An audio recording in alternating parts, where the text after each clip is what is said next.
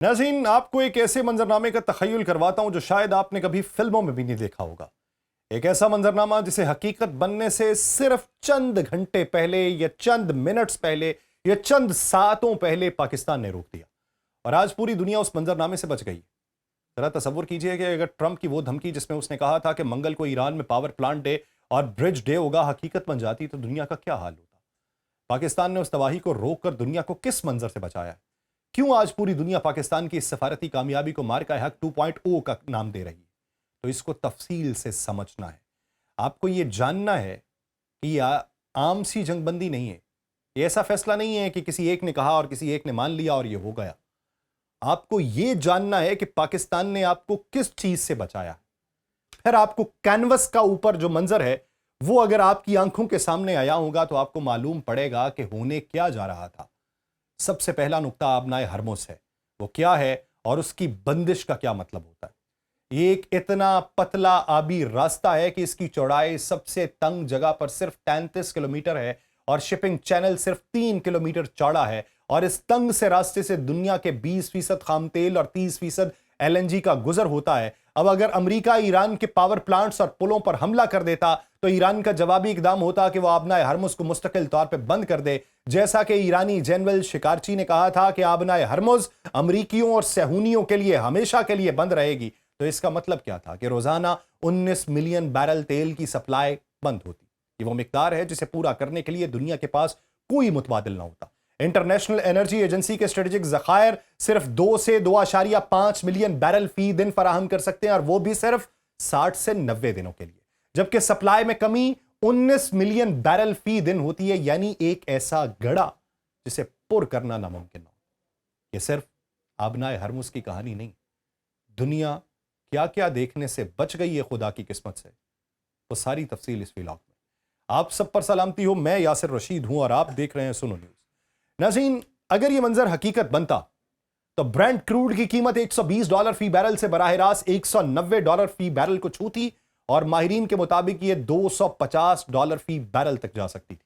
आप सोचिए, एक आम पेट्रोल पंप पे पेट्रोल की कीमत अमेरिका में $6 फी गैलन से तजावुज कर जाती, यूरोप में 10 यूरो फी लीटर हो जाती। पाकिस्तान जैसे तरक्की पजीर मुल्क में पेट्रोल की कीमत जो है अभी 400 450 के करीब है। ये बुनियादी कीमत 400 से ऊपर चली जाती। आप उसके ऊपर लेवी और दीगर चार्जेस डाल के 700 के करीब पेट्रोल खरीद रहे होते। लेकिन ये सिर्फ पेट्रोल की बात भी नहीं, डीजल की कीमत उससे भी ज्यादा बढ़ती, और डीजल वो ईंधन है जिस पर दुनिया के तमाम ट्रक्स की ट्रांसपोर्ट, खेती बाड़ी की मशीनरी और सन्नतें चलती हैं। और जब डीजल महंगा होता तो हर चीज महंगी होती, रोटी से लेकर दवा तक, कपड़े से लेकर घर तक, सब कुछ। अभी भी आपको मामूल लगेगा, मामूली बात लगेगी कि ये सब कुछ तो आपने देख लिया, इससे बड़ी और क्या बात होनी थी। तेल की कीमत में इस इजाफे का मतलब क्या होता? आलमी मईशत की मुकम्मल तबाही। मैं नहीं कहता, मैं एक आम सा इंसान हूं, एक आम सा रिसर्चर हूं। ऑक्सफोर्ड इकोनॉमिक्स के मुताबिक आलमी GDP की नमू 1.4% तक गिर जाती, जिसका मतलब क्या था? अमेरिका, यूरोप, चीन, जापान सब बैक वक्त कसाद बाजारी में जाते। S&P 500 में 20% से ज्यादा की कमी आती, जिसका मतलब यह कि $10 ट्रिलियन से ज्यादा की मालियत झटपट गायब। आम अमरीकियों के रिटायरमेंट फंड्स बिल्कुल तबाह, लाखों लोग अपनी नौकरियां खोते। लेकिन यह सिर्फ अमेरिका की बात भी नहीं है, पूरी दुनिया की स्टॉक मार्केट्स इस तरह तबाह होती, पाकिस्तान स्टॉक एक्सचेंज में 50% से ज्यादा की कमी आती, लाखों पाकिस्तानी सरमायाकार अपनी तमाम जमा पूंजी खो देते। तेल की कीमत में इजाफे का मतलब है महंगाई का तूफान, और माहिरीन के मुताबिक आलमी अफराते ज़र 7.7% से तजावुज करता। तरक्की पजीर ममालिक में शरह 15% से भी ज्यादा हो जाती। पाकिस्तान जहां पर पहले से महंगाई है 25% का मजीद इजाफा होता, और 40% से ये ऊपर जाती। लेकिन इससे भी ज्यादा खौफनाक असर खुराक पे पड़ता। खादों की कीमतें 300% तक बढ़ती, किसान खाद ना लगा पाते, फसलों की पैदावार 30 से 40% तक गिर जाती। अभी आप कहते हैं कि पाकिस्तान ने क्या कर दिया? भाई, पाकिस्तान के कहने से क्या होता है? और अगर करवा भी दिया तो वो तो पहले ही माने हुए थे, फिर क्या होता? और अगर ये सारा कुछ ना होता और हमला हो चुका होता तो फिर आप जैसे ये बात कर रहे होते कि पाकिस्तान अगर कुछ कर सकता था तो उसे करना चाहिए था, उसने किया क्यों नहीं?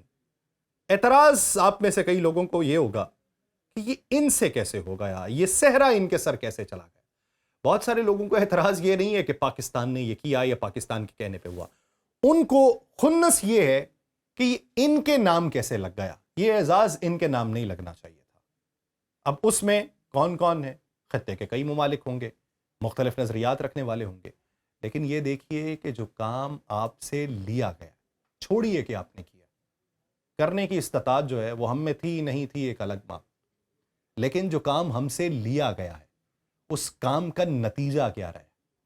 کیونکہ اگر یہ کام نہ لیا گیا ہوتا تو پھر نتیجہ کیا ہوتا؟ دنیا بھر میں 200 ملین سے زیادہ لوگ بھوک کا شکار ہوتے. یونیسیف کے مطابق 5 سال سے کم عمر کے 50 لاکھ بچے شدید قحط کی وجہ سے موت کے منہ میں چلے جاتے, لیکن پھر بھی یہ صرف تیل کی بات نہیں. عالمی بینک کے مینیجنگ ڈائریکٹر پاسکل ڈونوہو نے کھلے عام یہ کہا کہ اس جنگ کے مہنگائی, روزگار اور خوراک کی حفاظت پر پڑنے والے اثرات سے انتہائی تشویش ہے, اور اس نے یہ کہا تھا کہ ایشیا اور افریقہ کے ممالک اس بحران کے توانائی, قیمت اور سپلائی سائیڈ جھٹکوں کے لیے خاص طور پہ کمزور ہو چکے ہیں. یہ وہی ممالک ہیں یا وہی بینک ہیں جو ترقی پذیر ممالک کو قرضے دیتے ہیں. جب اس کے مینیجنگ ڈائریکٹر خود اتنی بے چینی سے بات کریں تو سمجھ لیجئے کہ صورتحال کتنی سنگین تھی.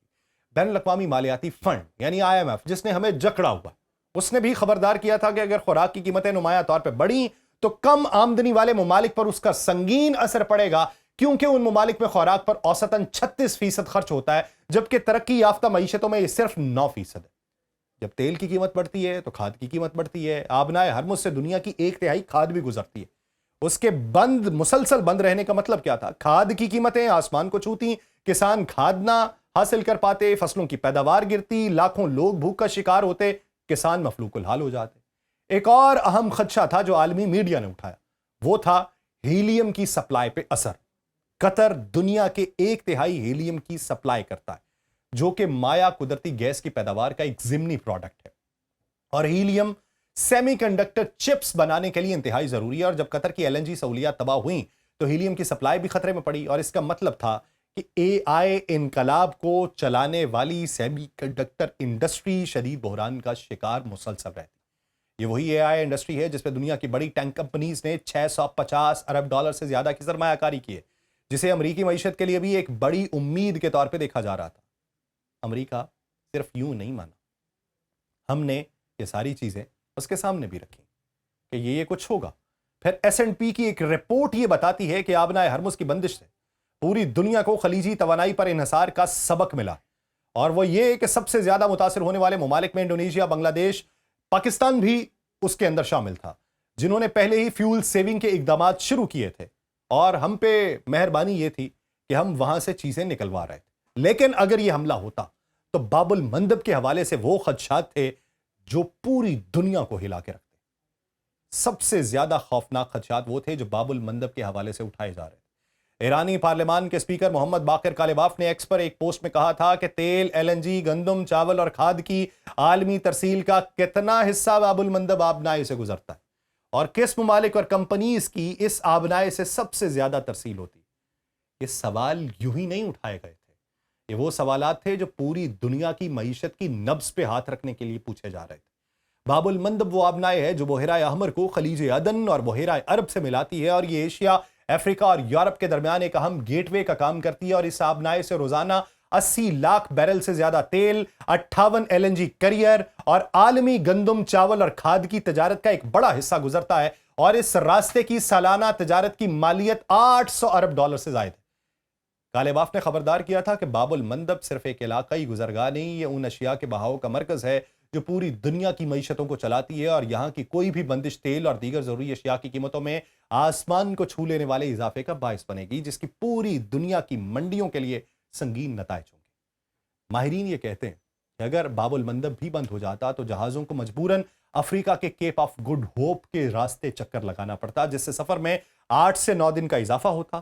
شپنگ لاگت, انشورنس پریمیم اور یورپ اور ایشیا میں قیمتیں آسمان کو چھوتی. یورپی بحری حکام نے پہلے ہی تجارتی جہازوں کو یمنی پانیوں سے بچنے کا مشورہ دیا تھا, اور یہ وہی منظر تھا جو 2023 میں بحیرہ احمر میں حوثی حملوں کے دوران دیکھا گیا تھا, لیکن اس بار یہ بہت بڑے پیمانے پر ہونا تھا.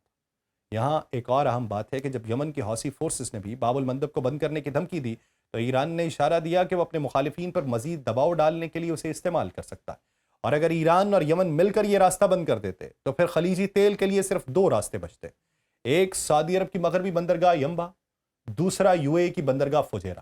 لیکن فجیرہ پر بھی ایرانی میزائلوں سے حملے ہو چکے ہیں۔ ینبع کی صلاحیت بہت محدود ہے۔ یہی وجہ تھی کہ جنوبی کوریا جیسے ممالک نے پہلے ہی اپنی تیل کی درآمدات کو ینبع بندرگاہ کے ذریعے منتقل کرنا شروع کر دیا تھا، لیکن یہ ایک عارضی انتظام تھا، اور اگر باب المندب بھی بند ہوتا تو یہ راستہ بھی بند ہوتا، اور پھر جنوبی کوریا جیسی معیشتیں جو اپنے 70% تیل کی درآمدات کے لیے خلیج پر انحصار کرتی ہیں مکمل طور پہ تباہ ہوتی۔ پاکستان نے کیا کیا؟ آسٹریلیا کے وزیر اعظم اینتھنی البنیز نے بھی خبردار کیا تھا کہ اس جنگ نے توانائی کی سپلائی میں غیر معمولی خلل پیدا کیا ہے، اور انہوں نے کہا کہ ہم واضح کر چکے کہ یہ جنگ جتنی دیر چلے گی عالمی معیشت پر اثر اتنا ہی سنگین ہوگا اور انسانی قیمت اتنی ہی زیادہ ہوگی۔ اگر پاور پلانٹس پہ حملے ہو جاتے تو اس کا مطلب کیا تھا؟ ایران کے 70% اسپتال بجلی کے بغیر رہتے، جنریٹرز کے لیے ایندھن نہ ملتا، ہزاروں مریض جن میں ڈائلسس کے مریض آئی سی یو میں داخل، شدید بیمار، آپریشن کی تیاری میں موجود لاکھوں افراد اپنی جان کو رو رہے ہوتے۔ لیکن یہ صرف ایران کی بات بھی نہیں، خلیجی ممالک میں بھی توانائی کی قلت اگر ہوتی، کیونکہ جوابی طور پہ ایران حملے کرتا، تو ان کو بھی اسپتالوں کو بند ہونے کا خطرہ لاحق ہوتا، لاکھوں افراد طبی سہولیات سے محروم ہوتے۔ پلوں پر اگر یہاں پہ حملہ ہوتا تو جوابی طور پہ ایران بھی کرتا، اور پلوں پر حملے کا مطلب ہوتا ہے کہ اندرونی شہروں کے درمیان نقل و حمل مکمل طور پہ بند ہوتی، خوراک، دوا، پانی کی سپلائی رکتی۔ لیکن اس سے بھی بڑھ کے خلیج فارس میں امریکی حملوں کے جواب میں ایران 6000 بارودی سرنگیں بچھا دیتا۔ آبنائے ہرمز کے اس تنگ راستے میں یہ سرنگیں تمام بحری نقل و حمل کو مکمل طور پہ بند کر دیتی۔ نہ صرف تیل کے ٹینکر بلکہ غلے، ادویات اور انسانی امداد سے بھرے جہاز بھی پھنس جاتے، اور یمن، صومالیہ، سوڈان جیسے ممالک جہاں پہلے سے قحط ہے وہاں لاکھوں لوگ بھوک سے مر جاتے۔ جب عوام کی جیبیں خالی ہوتی ہیں، ان کے پیٹ میں بھوک ہوتی ہے، وہ سڑکوں پر نکلتے۔ خطے کے ممالک جو ترقی پذیر ہیں وہ بھی مشکل میں ہوتے، ترقی یافتہ اور مشکل میں ہوتے، اور جو مفلوق الحال ہیں ان کا بیڑا غرق ہوتا، جن میں شری لنکا، بنگلہ دیش، نائجیریا، مصر، اردن، تیونس، لبنان، جہاں پر پہلے ہی احتجاج شروع ہو چکے ہیں، اور یہ احتجاج جو ہیں وہ دوسری صورتحال میں تبدیل ہوتے ہیں۔ مصر جیسی حکومت جو پہلے ہی کمزور ہے گر جاتی، دوسرے ممالک میں عدم استحکام بڑھتا، خلیجی ممالک میں عوامی دباؤ بڑھتا، حکومتیں جو ہیں وہ اپنی حمایت کھوتی، پاور پلانٹس تباہ ہونے سے پانی کے صفائی کے پلانٹ بھی بند ہو جاتے، لاکھوں لوگ آلودہ پانی پینے پر مجبور ہوتے، جسے ہیضہ، ٹائیفائڈ اور دیگر وبائی امراض پھوٹتے۔ آپ کو معمول کی باتیں لگیں گی کہ ایگزیجریٹ کر کے بتا رہا ہوں، ایسا ہوتا اگر امریکہ حملہ کرتا۔ عالمی ادارہ صحت کے مطابق صرف ایران میں 50,000 سے زائد افراد ان وباؤں سے موت کے منہ میں چلے جاتے اگر امریکہ حملہ کرتا، اور پورے خطے میں یہ تعداد لاکھوں تک پہنچتی۔ قطر کی LNG سہولیات تباہ ہونے سے یورپ کو گیس کی سپلائی 17% کم ہے۔ سردیوں میں لاکھوں یورپی اپنے گھروں کو گرم نہیں کر پائیں گے، جس سے ہائپوتھرمیا کے باعث بھی بہت سی مشکلات ہوں گی۔ جاپان اور جنوبی کوریا میں بجلی کی قلت سے فیکٹریز بند ہوتی، لاکھوں افراد بے روزگار ہوتے۔ یہ وہ منظر تھا جو آج حقیقت بن سکتا تھا، لیکن پاکستان نے اپنی دانشمندانہ سفارتکاری سے اسے روکا۔ پاکستان کی آرمی چیف نے امریکی نائب صدر، ایرانی وزیر خارجہ سے بات کی۔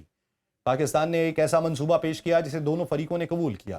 آپ نہ مانیں، چلے ہم مان لیتے ہیں کہ یہ پاکستان کے کہنے پر نہیں ہوا، پاکستان کی سفارشات پر نہیں ہوا، لیکن یہ دیکھیے کہ یہ کام تو پاکستان سے لیا گیا، ٹویٹ تو پاکستان کی طرف سے ہوا۔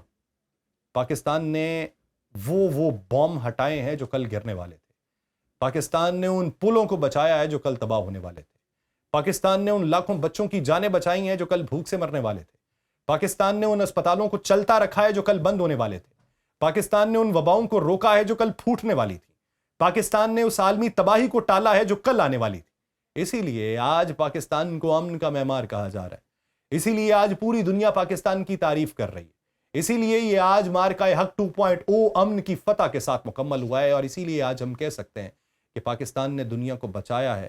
یہ الگ بات کہ آپ کو یہ منظور ہو یا نہ ہو، یہ الگ بات کہ جن ہاتھوں سے یہ فیصلہ ہوا یا جن کو مد نظر رکھ کے یہ فیصلہ کیا گیا وہ آپ کو پسند نہ ہو، لیکن قدرت کا بھی تو ایک نظام ہے، جن سے ہوا اب انہی کے ذریعے ہی تسلیم ہوگا، انہی کا ہی ڈھنکا بجے گا، لیکن فتح تو پاکستان کی ہے۔ تو پاکستانیت کے بارے میں سوچئے، جب یہ سوچیں گے تو شخصیات کو ذہن سے نکالیے، جب یہ سوچیں گے تو بطور پاکستانی آپ کو فیصلہ معقول لگے گا.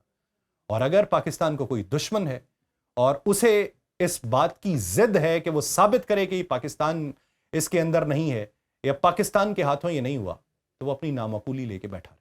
مجھے دیجیے اجازت. اللہ نے کے بعد.